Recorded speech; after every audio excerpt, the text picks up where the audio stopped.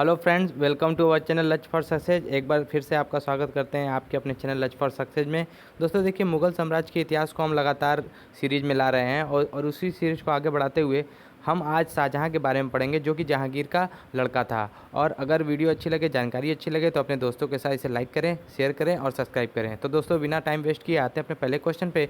आज का हमारा पहला क्वेश्चन है, ईरान के शाह और मुग़ल शासकों के बीच झगड़े की जड़ क्या थी। तो दोस्तों देखिए, ईरान का जो शाह था और मुग़ल शासक थे, उनके बीच जो झगड़े की मेन जड़ थी वह कंधार थी, जो कि ऑप्शन नंबर डी में दिया है। इसलिए इसका करेक्ट आंसर हो जाएगा ऑप्शन नंबर डी। दोस्तों क्या था कि ईरान के शासक और जो शाहजहाँ थे यानी मुग़ल शासक थे, वो दोनों लोग चाहते थे कि जो कंधार है वो उनके ही हाथ में रहे, क्योंकि ये एक प्रतिष्ठा का सवाल बन गया था दोनों शासकों के बीच, जिसकी वजह से ये दोनों चाहते थे कि कंधार उनके हाथ में रहे, क्योंकि कंधार के होने के बाद ही वह अपने साम्राज्य को आगे बढ़ा सकते थे, आगे ले जा सकते थे। इसलिए इसका करेक्ट आंसर हो जाएगा ऑप्शन नंबर डी, कंधार। ठीक है, याद रखिएगा उस वक्त मुग़ल शासक कौन था? शाहजहाँ था। इस चीज़ को याद रखिएगा। शाहजहाँ का जो बचपन का नाम था वो जो है खुर्रम था। क्या था? खुर्रम। याद रखिएगा, शाहजहाँ का बचपन का नाम क्या था?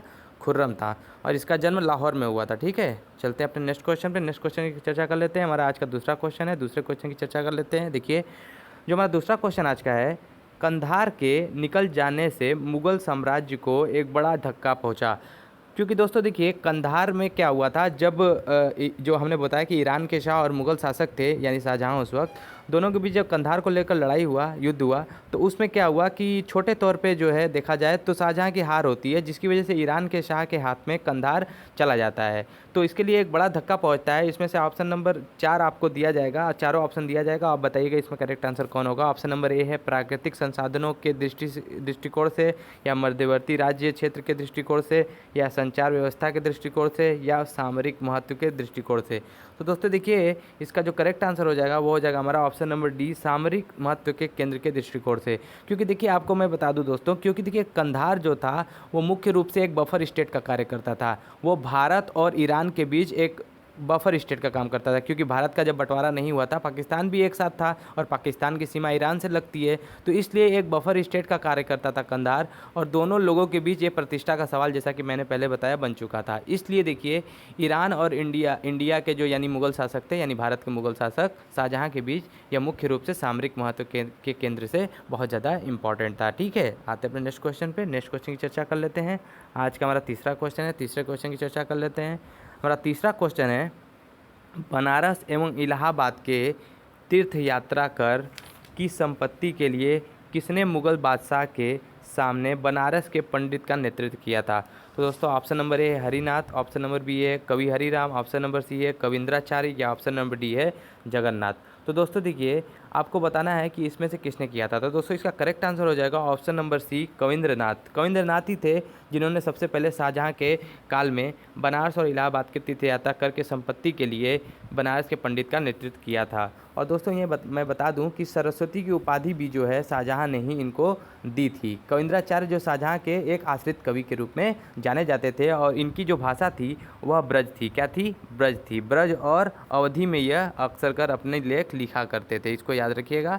इनके कौन से कवि थे? कविंद्राचार्य। तो आते हैं नेक्स्ट क्वेश्चन पे, चौथे क्वेश्चन की चर्चा कर लेते हैं। हमारा आज का चौथा क्वेश्चन है, निम्न में से कौन सा शाहजहाँ के शासनकाल का राजकवि था। तो दोस्तों आपको बताना है, इसमें से आपको 4 ऑप्शन दिए जाएंगे। आप 4 ऑप्शन में पॉज कर लीजिएगा वीडियो को, या आप इसको 2 से 3 सेकंड का हम आपको समय देंगे। आप बताइएगा इसमें से कौन सा आंसर आपके लिए करेक्ट हो जाएगा। ऑप्शन नंबर ए है कलीम, ऑप्शन नंबर बी है कुदसी, ऑप्शन नंबर सी है मुनीर, या ऑप्शन नंबर डी है काशी। तो दोस्तों इसका करेक्ट आंसर क्या होगा बताइए। देखिए, इसका करेक्ट जो आंसर होगा वो होगा कलीम। क्या होगा? कलीम, ऑप्शन नंबर ए।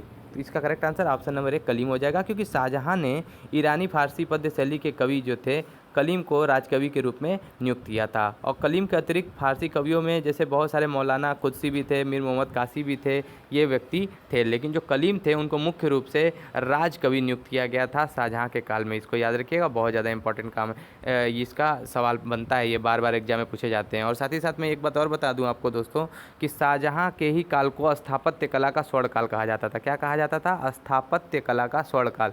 स्थापत्य कला का स्वर्णकाल इसलिए कहा जाता था क्योंकि सबसे अधिक मूर्तियाँ या सबसे अधिक महल जो बने थे या सबसे अधिक हम कह सकते हैं बिल्डिंग जो बने थे, आर्किटेक्चर का जो गोल्डन एरा था वो इसी के काल में बने थे। जैसे कि ताजमहल की अगर बात करें, लाल किला की बात करें और बहुत सारे दीवाने आम दीवाने खास की बात करें, तो ये सब सारे किले और बिल्डिंग्स बने थे वो शाहजहाँ के ही काल में बने थे, इसलिए उनके काल को स्थापत्य कला का स्वर्णकाल भी कहा जाता था। ठीक है, आते अपने नेक्स्ट क्वेश्चन पे। नेक्स्ट क्वेश्चन की चर्चा कर लेते हैं। आज का हमारा 5वां नंबर क्वेश्चन है दोस्तों। देखिए 5वां नंबर हमारा क्वेश्चन है, मुमताज़ महल का असली नाम था। तो दोस्तों सबसे पहले मैं बता दूं आपको कि मुमताज़ महल जो है उन्हीं के नाम पर, देखिए जो आगरा में ताजमहल का निर्माण किया गया है ये इन्हीं के नाम पर निर्माण किया गया है। ठीक है, और एक बात मैं और बता दूं, मुमताज़ महल वही हैं, शाहजहाँ की बीवी हैं। ठीक है, जिनका असली नाम क्या था, जिनका असली नाम अर्जुमंद बानो बेगम था, जो कि ऑप्शन नंबर ए में दिया है, इसलिए इसका करेक्ट आंसर हो जाएगा option number A, Arjumand Bano बेगम।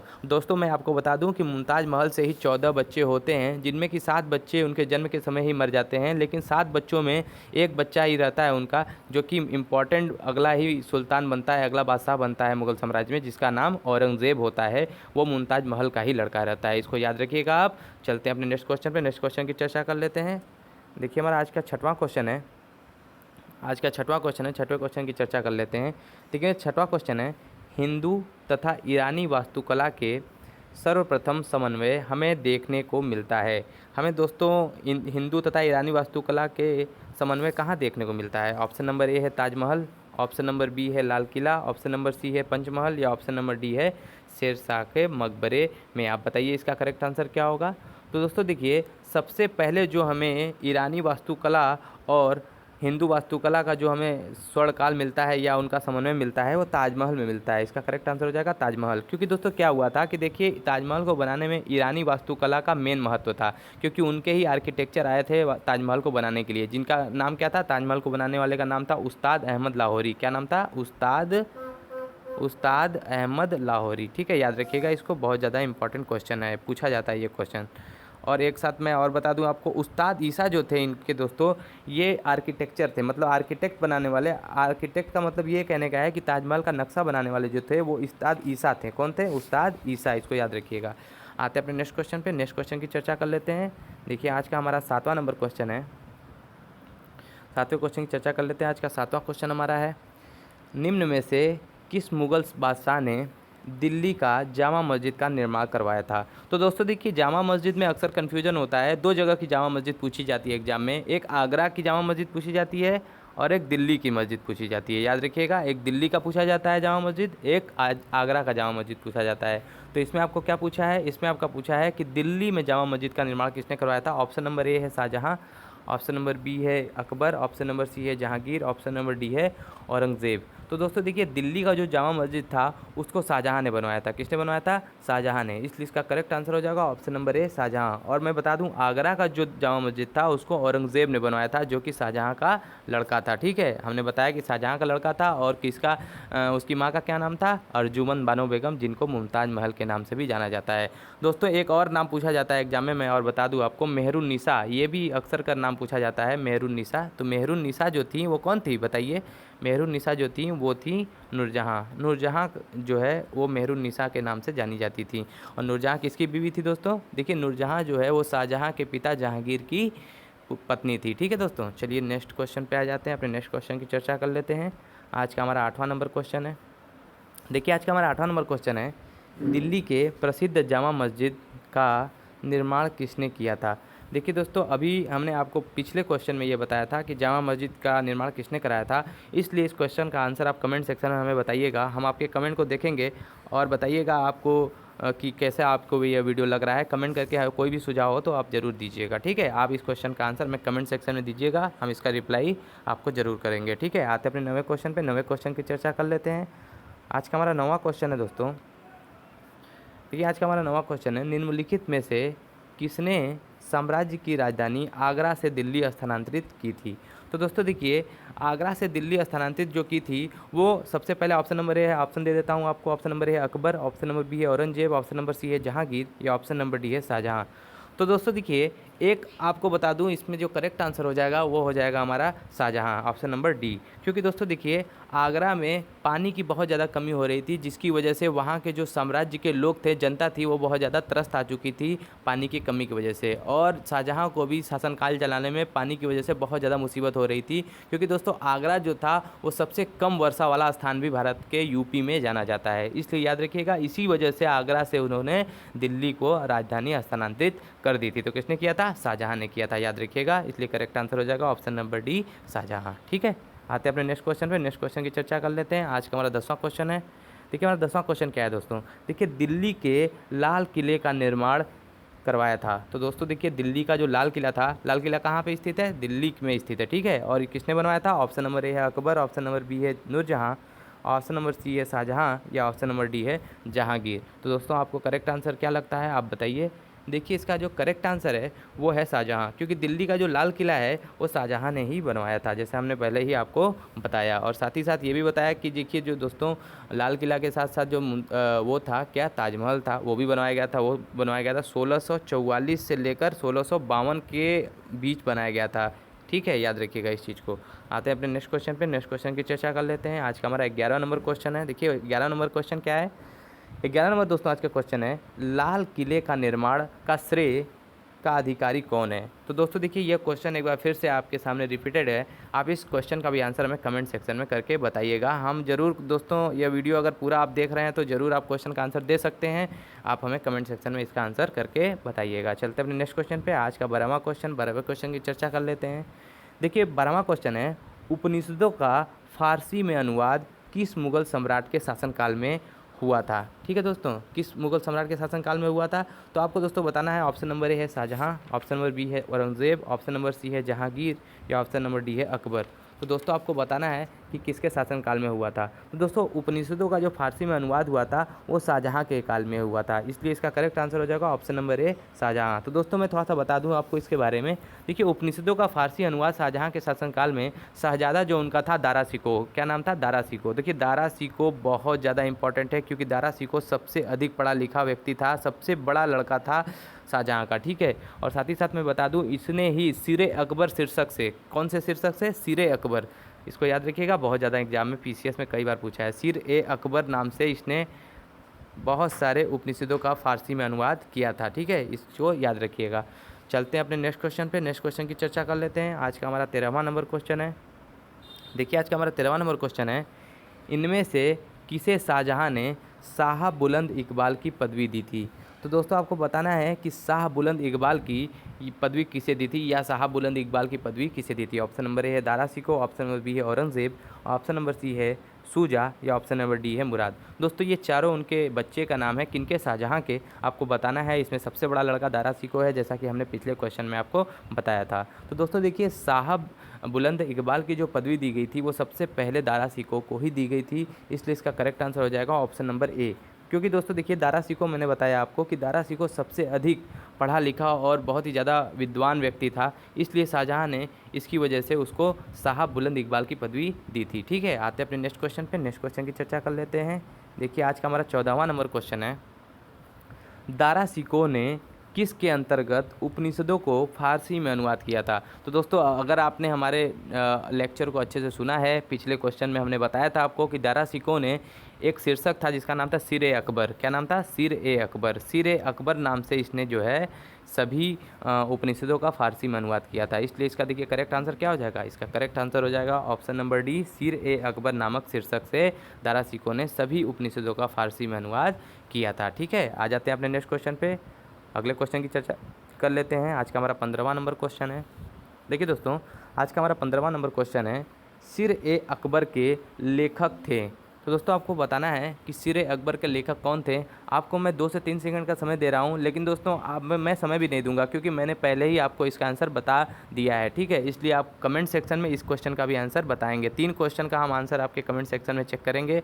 देखिएगा जो भी वीडियो देख रहे हैं तो दोस्तों आप बताइएगा जरूर से कि इनका आंसर क्या होगा। ठीक है, और अपने दोस्तों के साथ इसको शेयर करना बिल्कुल मत भूलिएगा, क्योंकि दोस्तों बहुत दूर दूर गरीब बच्चे रहते हैं जो कि गाँव तक नहीं पहुँच पाते, शहरों तक, और वो महंगी कोचिंग में नहीं पढ़ पाते, तो आप इनके तक यह वीडियो जरूर पहुंचाइएगा। चलिए देखते हैं अपने 16वें क्वेश्चन की चर्चा कर लेते हैं। आज के अपने 16वां क्वेश्चन है दोस्तों, हिंदू धर्म ग्रंथों के अध्ययन करने वाला प्रथम मुस्लिम था?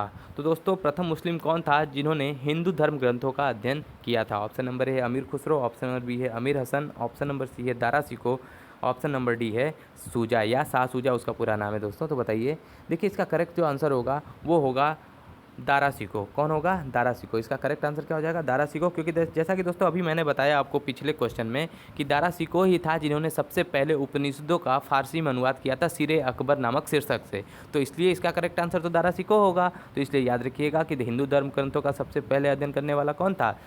वो दारा शिकोह था, जो कि शाहजहाँ का सबसे बड़ा पुत्र था। ठीक है, आते हैं नेक्स्ट क्वेश्चन पे। नेक्स्ट क्वेश्चन की चर्चा कर लेते हैं। आज के 17वें क्वेश्चन की चर्चा कर लेते हैं दोस्तों। देखिए 17वां क्वेश्चन आज का हमारा है, निम्नलिखित में से किस इतिहासकार ने शाहजहाँ के शासनकाल को मुगल काल का स्वर्ण युग कहा है? देखिए दोस्तों, मुगल काल का स्वर्ण युग इसलिए कहा जाता है क्योंकि हमने अभी बताया, क्योंकि सारी व्यवस्था जो थी वो शाहजहाँ के काल में बहुत ज़्यादा अच्छी थी, और साथ ही साथ उसने अंत के सालों को अगर छोड़ दिया जाए, क्योंकि अंत में वो बहुत ज़्यादा धन का व्यय करता है, फालतू चीज़ों में व्यय करता है, इसलिए उसकी जो स्थिति रहती है वो बहुत ही ख़राब हो जाती है। मतलब उसकी कर व्यवस्था और जो आर्थिक स्थिति रहती है राज्य की वो ख़राब हो जाती है। लेकिन जो पहले रहता है वो थोड़ा अच्छा रहता है उसके शुरुआती शासनकाल में। तो उसी को देखते हुए इतिहासकार ने इसके काल को स्वर्ण काल कहा है। तो उसको आपको बताना है कि किसने कहा था ऐसा। तो दोस्तों देखिए, ऑप्शन नंबर ए है VA. Smith, option number B है JN. Sarkar, option number C है ए.एल. श्रीवास्तव। मैं ऑप्शन नंबर डी आपको दिखा देता हूँ स्क्रॉल करके। देखिए ऑप्शन नंबर डी है उपयुक्त में से कोई नहीं। तो आपको बताना है इसमें से करेक्ट आंसर क्या होगा। देखिए इसलिए इसका करेक्ट आंसर हो जाएगा option number C AL. Srivastava. AL. Srivastava जो इतिहासकार थे, उन्होंने सबसे पहले अपने पुस्तक भारत के मुगल काल भारत में लिखा है कि शाहजहाँ का शासनकाल भारत के मध्यकाल के इतिहास में स्वर्ण युग के नाम से प्रसिद्ध है। केवल कला और कला में ही वास्तुकला की दृष्टि से सत्य माना जा सकता है, क्योंकि जे.एन. सरकार और वी.एल. स्मिथ ने शाहजहाँ के काल को स्वर्णकाल मानने के पक्ष में नहीं थे, क्योंकि उन्होंने कहा था कि उसके काल में बहुत ज़्यादा अव्यवस्था फैल गई थी, इसलिए ये काल को मानने के लिए राजी नहीं हो रहे थे। ठीक है, आर.एस. शर्मा जो थे, उन्होंने शाहजहाँ के काल को स्पष्ट रूप से मुगल काल का स्वर्णकाल माना है, इसलिए अतः देखिए इसका करेक्ट आंसर हो जाएगा ए.एल. श्रीवास्तव। ठीक है, ऑप्शन नंबर सी। आते हैं अपने नेक्स्ट क्वेश्चन पे। नेक्स्ट क्वेश्चन की चर्चा कर लेते हैं। आज का 18वां क्वेश्चन है। देखिए आज का 18वां क्वेश्चन है, सुप्रसिद्ध कोहिनूर हीरा शाहजहाँ को किसने उपहार में दिया था? ठीक है दोस्तों, आपको बताना है कि कोहिनूर हीरा, जो कि अक्सर कर आप नाम सुनते होंगे, हीरे का नाम सुनते होंगे, तो कि कोहिनूर हीरा बहुत ही ज़्यादा फेमस हीरा था, पहले भारत के इतिहास में जाना जाता था इसको, जो कि बाद में इंग्लैंड ने अब जब भारत पे राज किया तो उसके बाद वो इंग्लैंड की महारानी एलिजाबेथ के मुकुटों पर अब जो है हो गया है, मतलब जड़ा गया है। ठीक है, तो बताना है आपको कि उसको जो जहांगीर को, अरे शाहजहाँ को जो दिया गया था वो किसने दिया था उपहार में। ठीक है, ऑप्शन नंबर ए है औरंगज़ेब, ऑप्शन नंबर बी है Abul Hasan, option number C है मुराद, या ऑप्शन नंबर डी है मीर जुमला। तो दोस्तों देखिए, सुप्रसिद्ध कोहिनूर हीरा जो था शाहजहाँ को, वो मीर जुमला ने दिया था, इसलिए इसका करेक्ट आंसर हो जाएगा ऑप्शन नंबर डी मीर जुमला। दोस्तों मीर जुमला जो था वो, देखिए मैं बता दूं कि मीर जुमला जो था वो हीरे का बहुत बड़ा व्यापारी था, और वो जब अफगानिस्तान से होकर नीचे कर्नाटक की तरफ भारत के दक्षिण राज्यों में जा रहा था व्यापार की दृष्टि से, तो वह जो है बीच में दिल्ली में शाहजहाँ से मिलता है, और वहीं पर शाहजहाँ को मीर जुमला जो है वह एक हीरा भेंट करता है जिसका नाम कोहिनूर होता है, इसलिए देखिए इसका करेक्ट आंसर हो जाएगा मीर जुमला। ठीक है, आते हैं अपने नेक्स्ट क्वेश्चन पे। नेक्स्ट क्वेश्चन की चर्चा कर लेते हैं। आज का हमारा 19वां नंबर क्वेश्चन है दोस्तों। देखिए हमारा 19वां नंबर क्वेश्चन है, किस मुगल बादशाह ने बलबन द्वारा प्रारंभ किया गया दरबारी रिवाज सिजदा समाप्त कर दिया था? तो दोस्तों देखिए, पहले मैं बता दूं कि सिजदा जो होता था वो बलबन ने शुरू किया था, जो सल्तनत काल का एक शासक था। वह कहता था दोस्तों कि मेरे राज्य में जो भी आ रहा है वह मेरे सामने अपने सर को झुका कर आएगा, और ऐसा वो करता था कि अपने दरबार के सामने जो दरवाज़ा रखता था वो बहुत ही छोटा रखता था, जिसकी वजह से कोई भी अगर शासक उसके पास आए तो वो झुक कर आए, उसके सामने सिजदा करके आए। तो इसलिए याद रखिएगा, सिजदा का जो प्रथा शुरू किया था वो तो बलबन ने किया था, लेकिन इस क्वेश्चन में पूछा है कि समाप्त किसने किया था, तो समाप्त किया था उसे शाहजहाँ ने, इसलिए इसका करेक्ट आंसर हो जाएगा option number D Shahjahan. Shahjahan ने सबसे पहले सिजदा समाप्त कर दिया था, सिजदा प्रथा को। ठीक है, आते हैं अपने नेक्स्ट क्वेश्चन पे। नेक्स्ट क्वेश्चन की चर्चा कर लेते हैं, जो कि आज का हमारा 20वां नंबर क्वेश्चन है। दोस्तों जो 20वां नंबर क्वेश्चन है, निम्नलिखित में से कौन शाहजहाँ के शासनकाल में अधिकांश समय तक दक्कन का गवर्नर रहा था? दोस्तों देखिए, दक्कन का गवर्नर का मतलब होता है दक्षिण का गवर्नर, डेक्कन पड़ता है, डेक्कन प्लेटू है, दक्षिण में पड़ता है भारत के। तो इसलिए बताना है आपको कि कौन था वो। ऑप्शन नंबर ए है अकबर, ऑप्शन नंबर बी है शाहजहाँ, ऑप्शन नंबर सी है जहांगीर, या ऑप्शन नंबर डी है औरंगज़ेब। तो दोस्तों देखिए, जो औरंगज़ेब था वो करीब करीब 1636 से लेकर के 1644 तक, ठीक है दोस्तों याद रखिएगा 4 से 10 साल के करीब आसपास, 10 साल के करीब आसपास शाहजहाँ का जो पुत्र रहता है, जो दारा शिकोह के बाद का पुत्र रहता है जिसका नाम औरंगज़ेब रहता है, वह करीब दक्षिण में 10 सालों तक लगातार सूबेदार के रूप में कार्य करता है। इसलिए इसका करेक्ट जो आंसर हो जाएगा वो हो जाएगा ऑप्शन नंबर डी औरंगज़ेब। दोस्तों याद रखिएगा यह क्वेश्चन कई बार रिपीटेड है, कई बार पूछा गया है, ठीक है। तो इसलिए इसका करेक्ट आंसर हो जाएगा ऑप्शन नंबर डी औरंगज़ेब। इसको जिंदा पीर भी कहा जाता था। औरंगज़ेब को क्या कहा जाता था दोस्तों? औरंगज़ेब को कहा जाता था जिंदा पीर, याद रखिएगा इसको। तो ये दोस्तों हमारा लास्ट क्वेश्चन था। आपको यह वीडियो कैसा लगा आप ज़रूर बताइएगा। अगर अच्छा लगा तो प्लीज़ चैनल को लाइक कर लीजिए और सब्सक्राइब कर दीजिएगा चैनल को, वीडियो को शेयर कर दीजिएगा अपने दोस्तों के साथ। चलिए मिलते हैं अपने नेक्स्ट वीडियो में, तब तक के लिए धन्यवाद।